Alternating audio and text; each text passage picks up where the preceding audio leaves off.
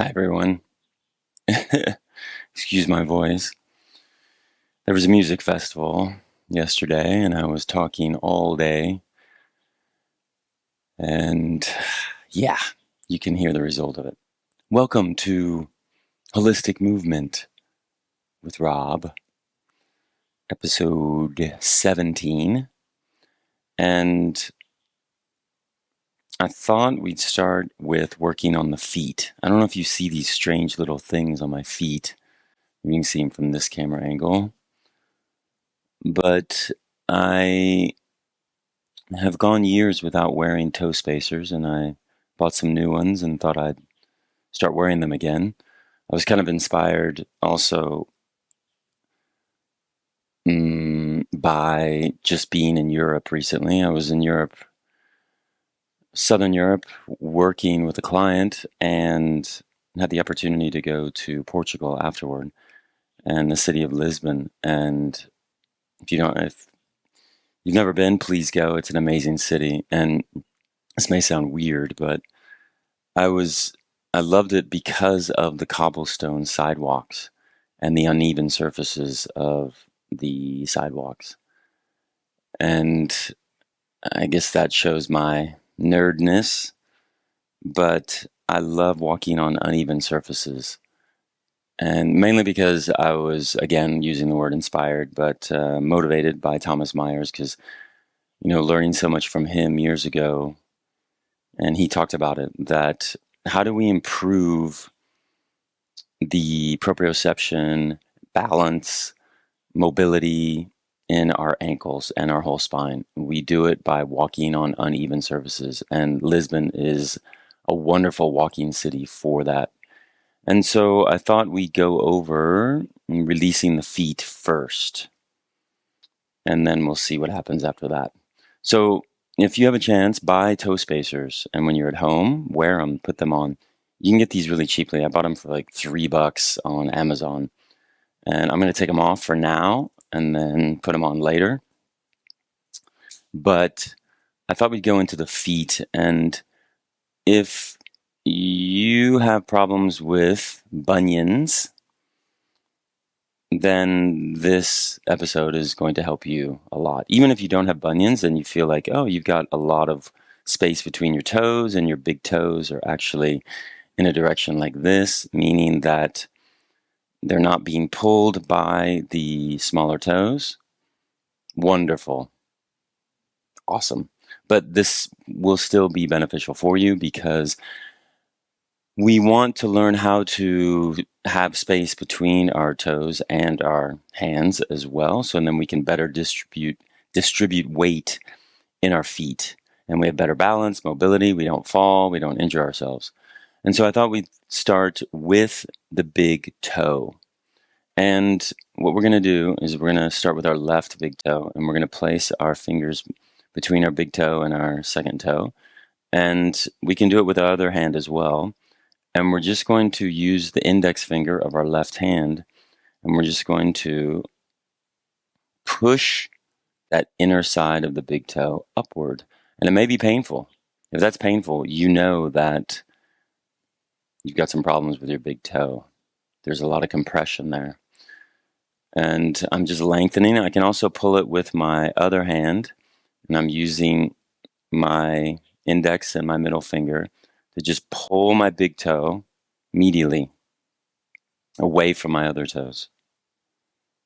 And we're just doing that a few times. And we're just lengthening like that. I don't know if you can see that. Show you from this angle. This is a little bit closer angle. And I'm just pulling that big toe towards the medial axis of my spine. When I say medial, I'm talking about towards my spine there. I'm just pulling. That may be painful for you. This is just one technique of the many to help that big toe get separation from the other big toes. Yep, do that a few more times. Just pull that big toe away from the smaller toes. This is the one instance where the bully is not bullying the smaller people. It's the smaller people bullying the big toe. The lateral surface of your foot is actually pulling your big toe towards the other toes. And that's one of the reasons behind bunions, of many other reasons. I'm just pulling, okay? And then feel that. I can feel this. The difference between my left big toe and my right one is actually quite enormous.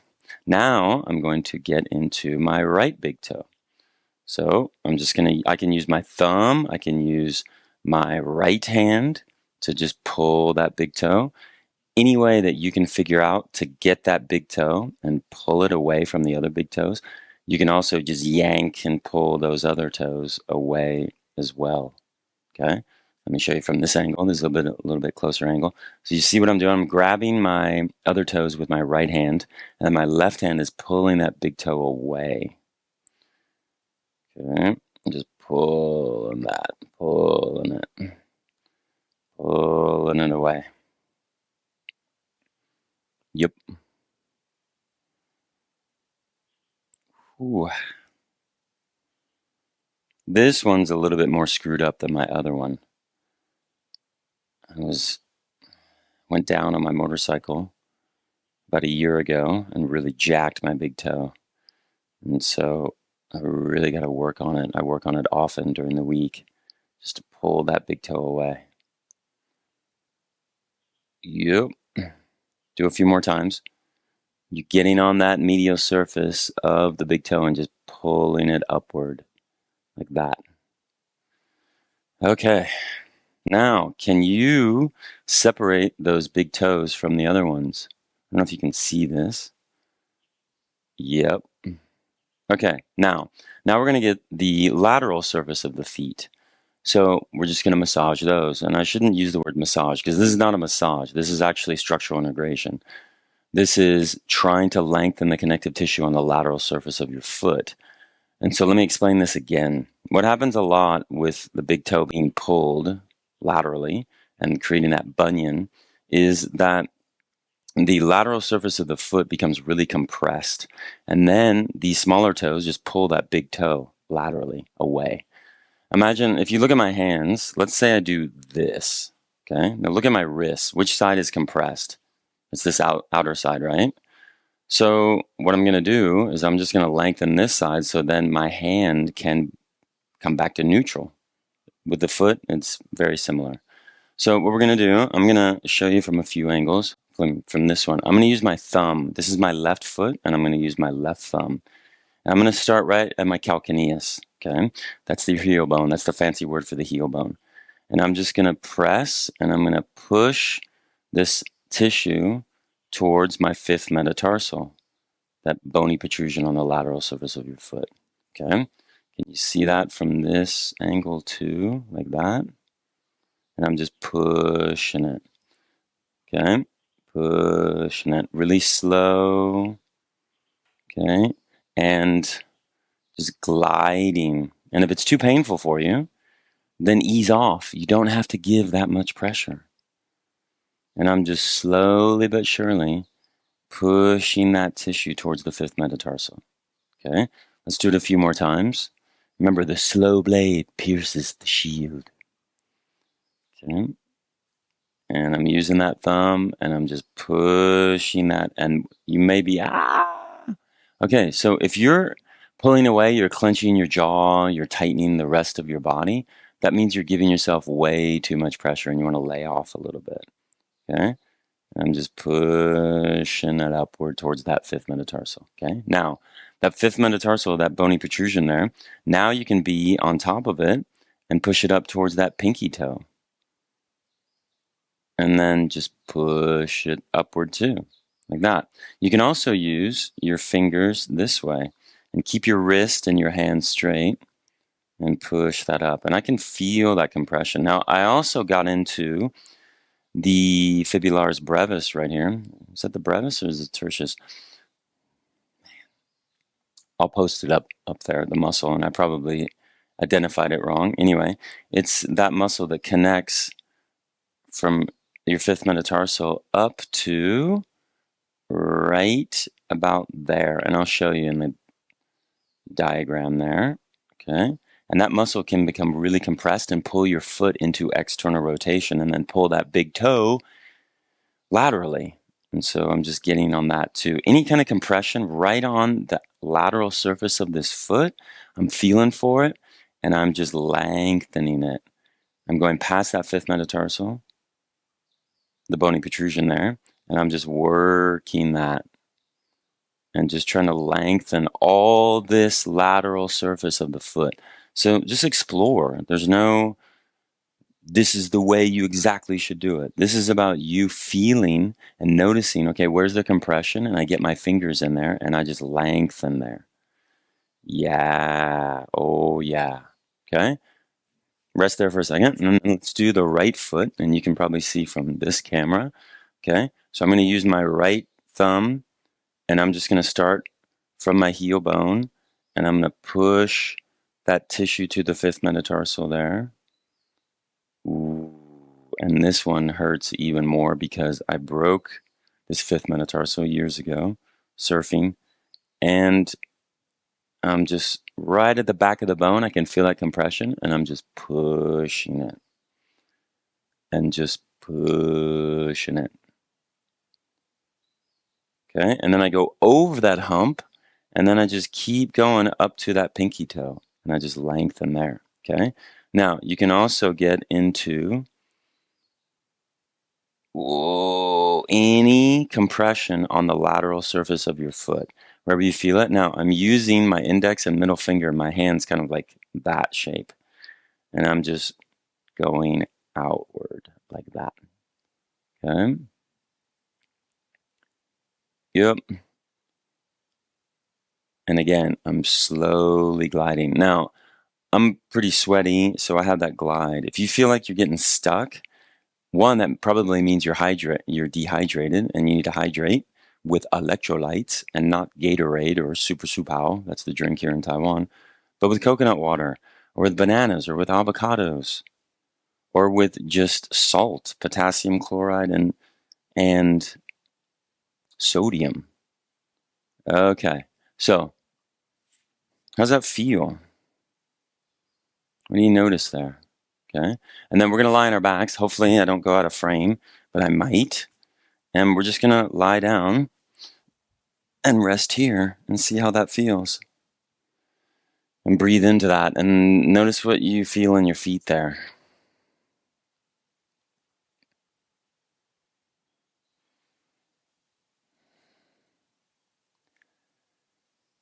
Okay, let's bend our right knee.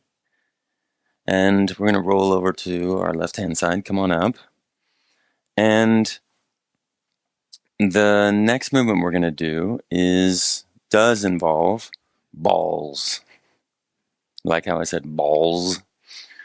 So hopefully at home you have a tennis ball at least, or maybe a softball like this, or a lacrosse ball, or bigger like softball like this, or even a baseball. If you don't, maybe use a pillow or find something circular that's soft. If you don't, pause the video, go out and buy one, come back, or just wait a little bit. You can also just place your hand. You can also just use your fingers and do this. I've done it with my fingers before as well. You can grip your fingers kind of like this and use it. So let me tell you a little bit a little bit about what we're going to do. We're going to work on the sacrotuberous ligament. Okay, the sacrotuberous ligament is the ligament that connects your sits bones up to your sacrum. It's one of the strongest ligaments in the body, and it can hold a shit ton of tension. So the statistic, I always have a difficult time saying statistic. The statistic supposedly is that 90% of us humans fall on your tailbone at least once in our life. I know I've done it. I've injured my tailbone dangerously, horribly. I'm being dramatic there. It hurt a lot. And what happens is when you fall on your tailbone, usually the tailbone will gravitate to one side or the other because that one sacrotuberous ligament will guard, freeze, and then pull the tailbone a little bit to your left or right. I've seen this thousands of times working on clients, helping them release it. But you can do it yourself manually with a ball, but you got to do it really carefully because the ligaments are they're kind of like elephants trying to move an elephant. Elephants are, if you try to push them, what are they going to do? They're going to be like, whatever. you little ant, you. You got to be gentle and talk to them and like, hey, come here. And also, one thing that we tend to forget, I didn't know this, is that ligaments prevent movement. Okay, I'll say that again. Ligaments prevent movement.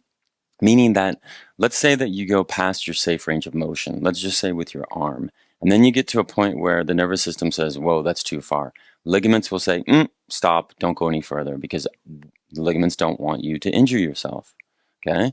So, with this technique, we want to be super gentle. That's why a really soft, cushiony ball, even like a tennis ball might even be too hard for you. I'm going to use a lacrosse ball because I've been doing this for years and I know how to give it the right amount of pressure. But for you at the beginning, maybe you want to use a softball like this. But Rob, how do I find this? What the hell is the sacrotuberous ligament? I've never heard about this before in my life. Sacro, sacrum, tuberous, tuberosity, the sits bones, the ischial tuberosity. Okay, so we'll find them. I'll show you. So I'm going to show you my butt. Now, here are my sits bones right here. Yes, I'm showing you my butthole and my butt. I'm going to find my sits bones. You find your sits bones. Okay. If you're not sure where they are, just sit. That's why they're called the sits bones, and you just sit on them. And maybe your butt's really big and you got a lot of adipose tissue. That's the polite word of saying fat. And so you got to dig in deep, okay, and find those sits bones. All right. Once you find them, then imagine a triangle, okay? So two sides of the triangle connecting up to your tailbone, but a little bit above your tailbone, okay? And that's where your sacrotuberous ligament is. It's really hard. Maybe it feels like bone, okay? So I'm going to go into my left one because my left one is tighter. I can feel it. And so what I'm going to do is I'm going to place the lacrosse ball right under it, but I'm going to support myself with my hands, and I'm not even putting any pressure on it right now. I'm just trying to ease into it, okay? Now, and then I don't know if you notice this, my left leg is really tense because I'm holding, so I'm going to relax my left leg. And then, and then I'm going to let my body weight fall into the ball, okay? And anytime that you feel too sensitive, pull back up, okay? Because if you try to push that elephant, it's going to, the trunk's going to hit you and be like, no, don't, okay? So think about this. Imagine this. Imagine your sacrotuberous ligament as ice cream and the ball as cement on a hot summer day. And you're letting the ice cream just melt right on it. And I'm just letting my body fall into it. I'm going to bring my right foot a little bit more forward. That way I can relax a little bit more. And I'm falling into it. And I'm breathing. I'm using my exhale to let my body fall into it. And I'm relaxing that left leg. Okay? Now, I'm going to slowly roll to the right to get off this. And then I'm going to lie on my back because I'm going to relax as much as I can to let the ligament know that it doesn't have to guard, it doesn't have to hold for me. I'm going to relax my butthole, I'm going to relax my whole pelvic floor, relax my belly. And I feel like I'm going to shake a little bit. And I'm shaking just a little bit because it's that trauma coming out. If you're not sure what I'm talking about, read Peter Levine books. He talks about this. Or Otto Rank, The Function of the Orgasm. It's your body releasing this past emotional tension or physical tension that you held in your body because of emotional situations. Okay, and just rest here. Maybe it still feels sensitive. If you want to keep resting, please keep resting.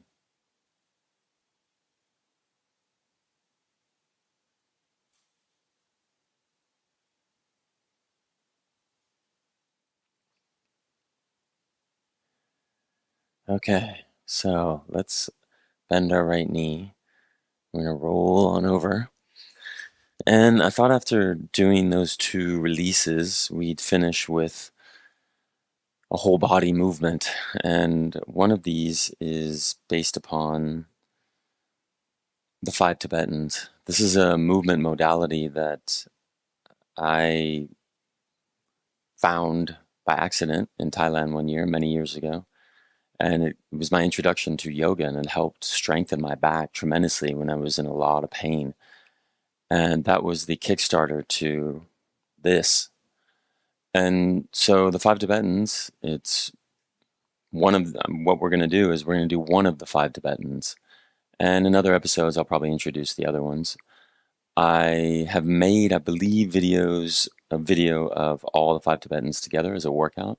And maybe I'll post it on my website. But in the meantime, let's just do this. So what we're going to do is basically downward dog and upward dog. And we're going to do this really slowly. Now, let me show you the alternate position. If you find this too challenging, maybe it's too painful for your back or your shoulders, we'll do the alternate one first. And then we'll do the full position, okay? So the alternate one is toes are curled under. Now, I don't know if you noticed, I put the toe spacers back on. Magic, wasn't it? And we're going to curl the toes under, and I'm going to come sit on my haunches, and then my arms are going to be forward like this. My mic may be muted a little bit, but I'm just going to be like this, okay? And then I'm going to come up, I'm going to straighten the legs, just like that, okay? And then I come down, come back on the knees, do this. This is the position. That's all we're doing.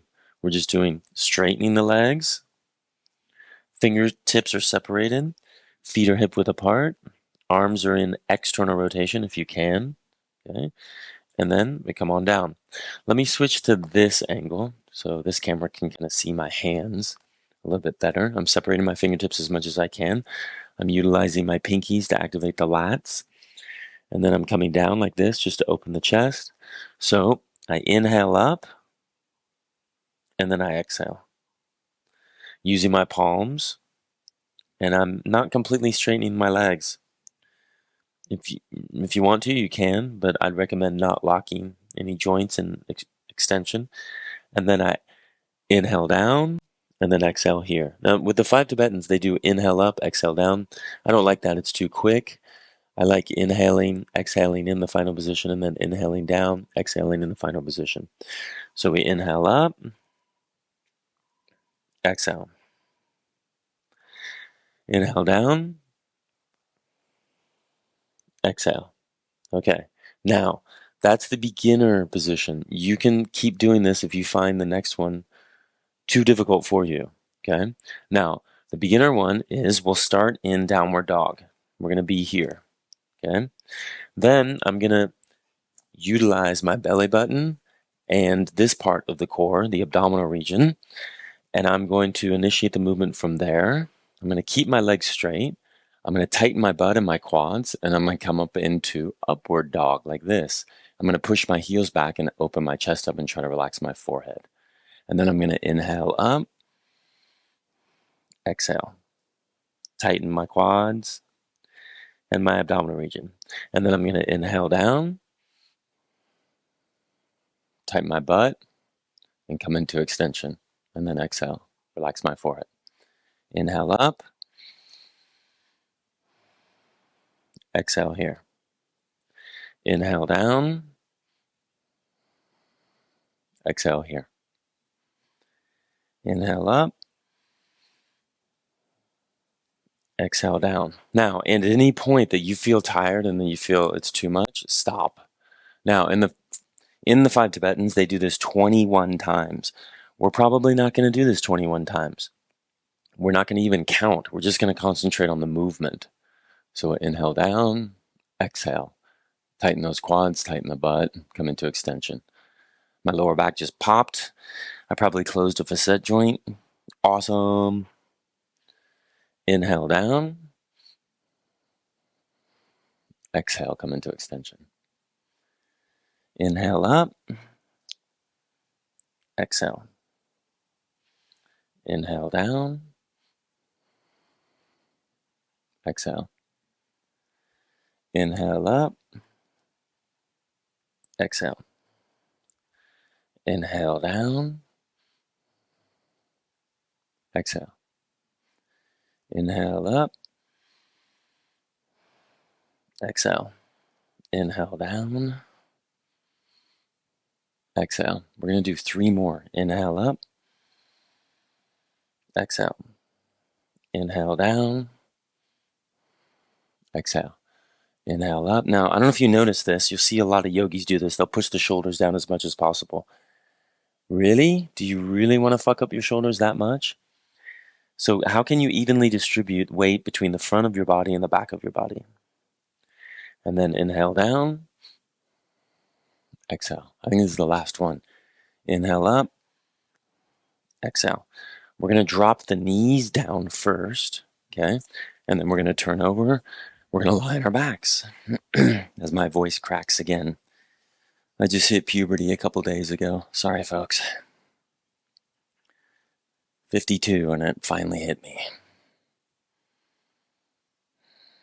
Okay, I think we're all done. We're going to let our bodies fall. You're going to feel the sensations running throughout your body. That was a whole body movement. Hopefully you made it a whole body movement. And now we're going to just let the body fall. And I'll see you next week. Take care. Cuidate.